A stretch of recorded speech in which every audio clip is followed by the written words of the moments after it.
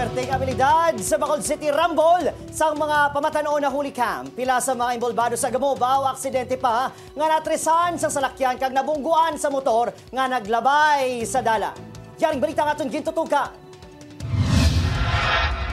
Sa sini nga CCTV video, makita ang ini nga malalaki nga nagaginamo sa tunga sandalan sa tubang sang isa ka elimnan sa 27 Lacson Street sa Bacolod City Lunes sa kagahon. Ang mga ini ang lunsay mga pamatanon. Una nga makita ang pagdinalagan sa malalaki. Nation pa nga nag-atras sa isa ka salakyan kag nabungguan ang isa ka involbado sang kinagamo. Natumba ini sa dalan.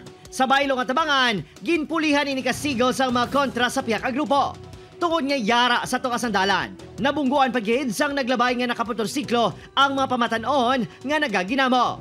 Matapos na natumbang rider, gilayon ini nga nagpalagyo. Wala pa may sablisar kung kabahin ini sa mga nagrambol o kung natiun lang sang iya paglabay.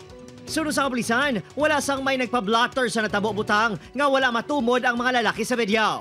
May possibility nga di man to sila halin sa amo tong elimnan kag may haraman nga naglabay lang sila no, hindi ta matudid kay wala dire sa aton recording.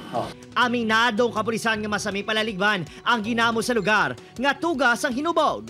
Gani may hingo man sila sa barangay nga magbulig sa pagpatuman sang curfew for minors. Nag-curfew for minors kami, pero sa kadakoon sang scope namon kung isa hindi namon maubos gid no ang mga area. Ang iba hindi ta ma-determine nga minor tungod sa mga body structure nila nga madalag ko na. Ginahingo man sa kapulisan ng driver sa SUV nga posible may aras ang dash o con rear camera record nga makabulig sa pag-identify sa mga pamatanon. Nagpasalig man ng BCPO nga sikyaron ang mga ospital kung may nagpabulong nga posible na samaran sa Rambol.